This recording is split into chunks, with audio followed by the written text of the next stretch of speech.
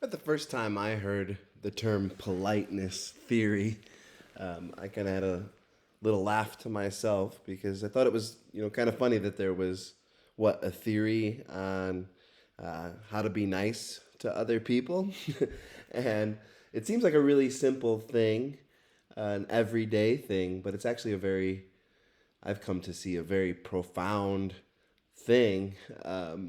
And so, politeness theory, even though it's um, rather simple, it's also elegant and it gives us a way of thinking about why we are cooperative with one another in our communication and behavior, and also how we go about doing that, despite the fact that our social lives often put us in conflict with one another. So, politeness theory to me is an explanation for why it's rational to cooperate with one another with our communication, and how, even though that is true, that cooperation is rational, that there are times where conflict is inevitable.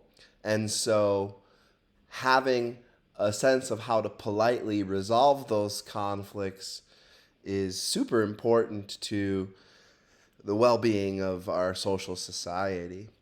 So that's politeness theory. Let's get into it. It was created by Penelope Brown and Stephen C.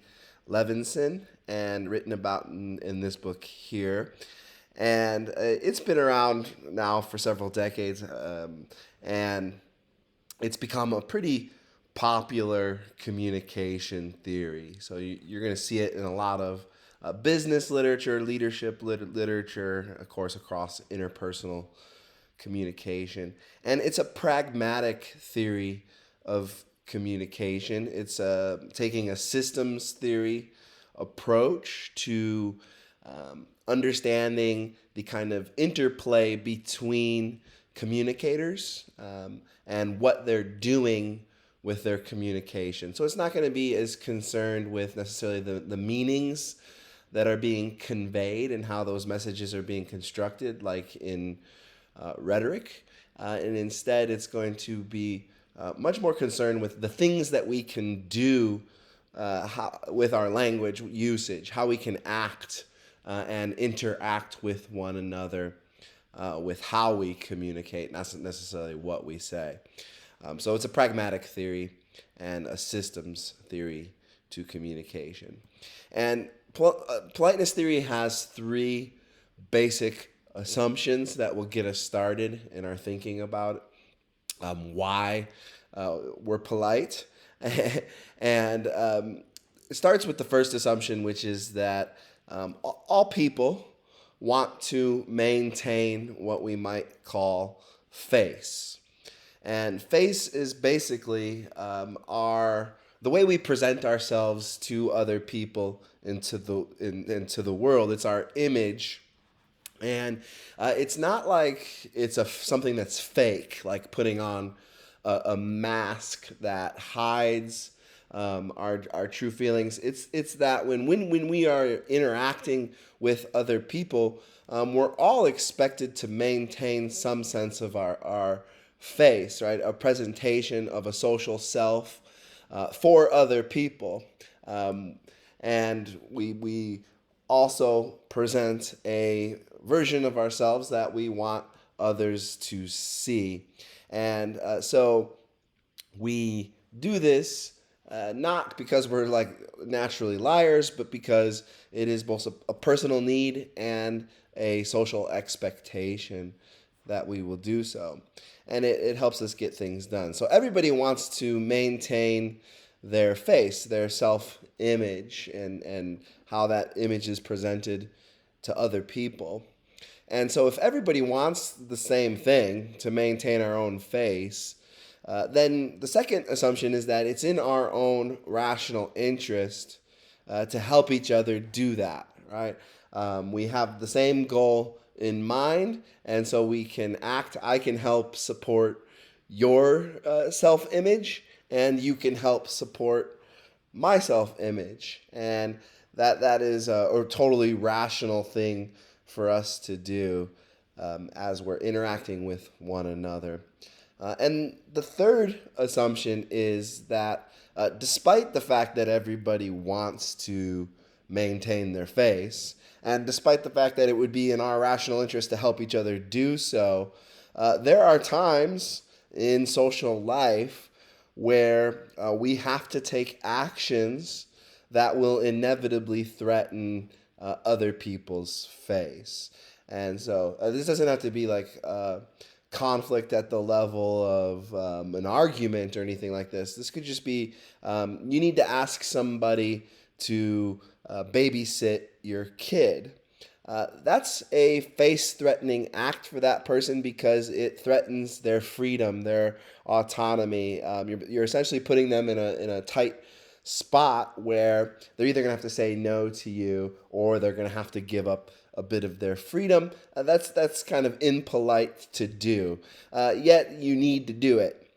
So there are times where we have to threaten each other's faces. Or let's say maybe your friend has been ignoring you, not messaging you back quickly enough for your what you need right now on text messages. If you tell them that, you're essentially telling them that they're a bad friend, right? Or that they're doing something not right. And so you're kind of scolding them when you point out that they're not replying to your messages quick enough. Why are you being a flake or something like that? So it inevitably is going to threaten their own positive self image. But it's something that you need to say if you want the relationship to survive. So we have very social goals and personal goals that sometimes require us to threaten each other's face, even though it's rational for us overall to try to maintain each other's faces.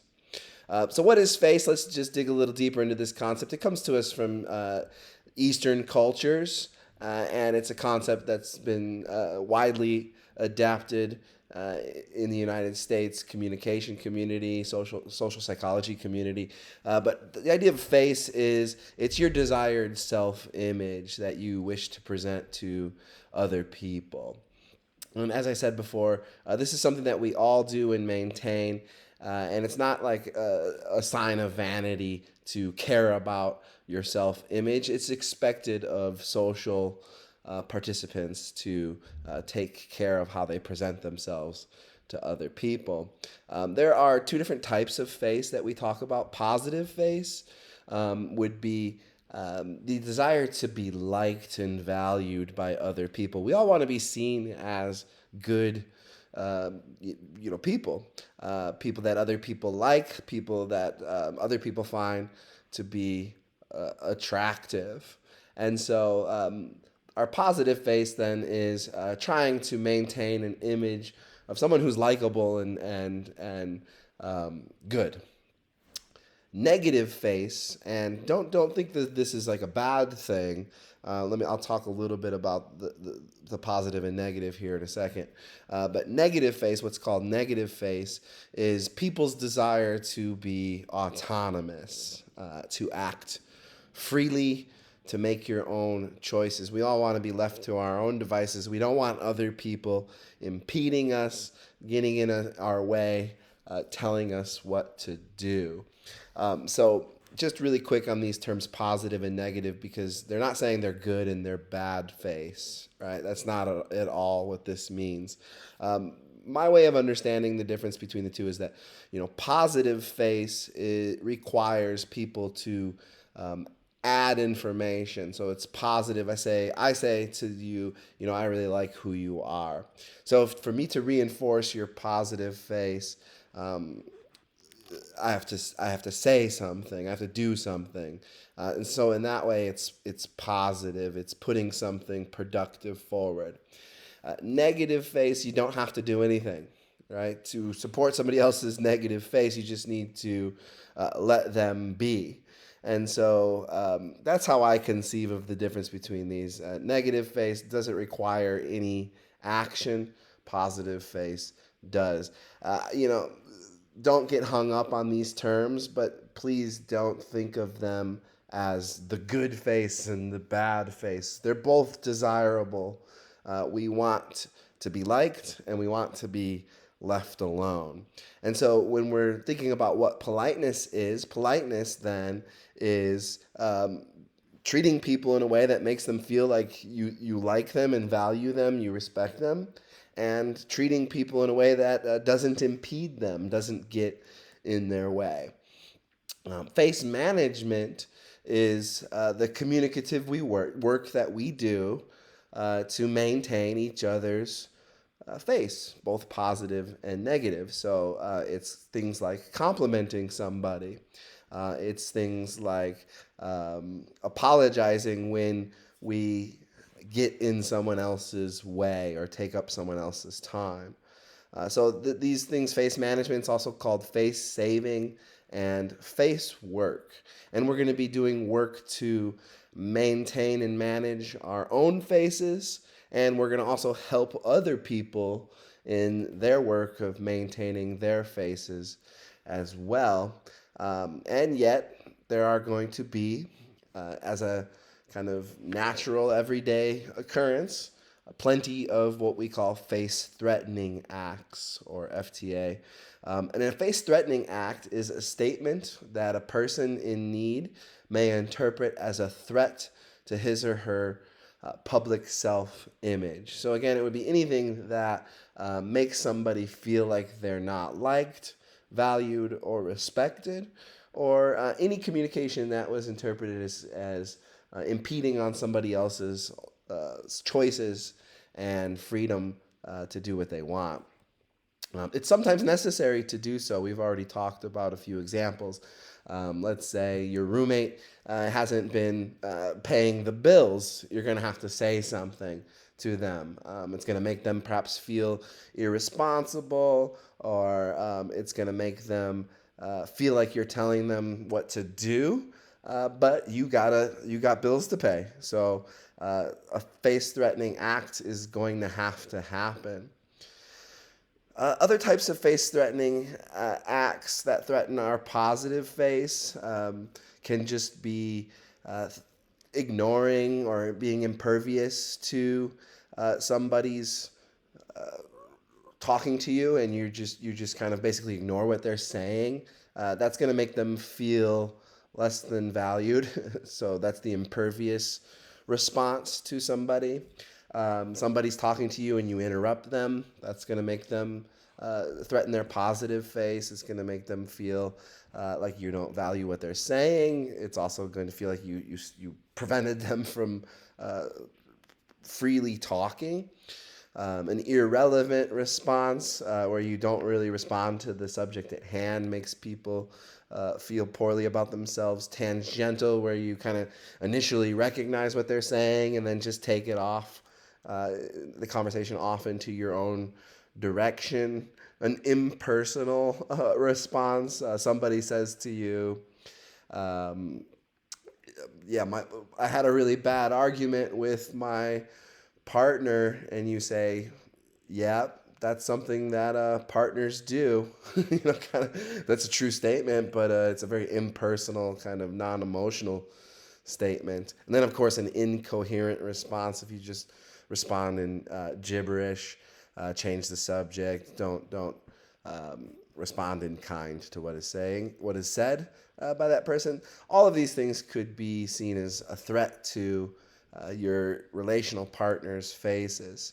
And of course, anytime you're making a demand of somebody else, telling them what to do, you're threatening their negative face. And we can think of a lot of situations where we have to either gently suggest that people take a course of action, or we're in a position where we have to tell them what they should do or what we need. So I'm going to stop here, and then we'll pick up in the next video with ways to ease the face damage that we inflict on others.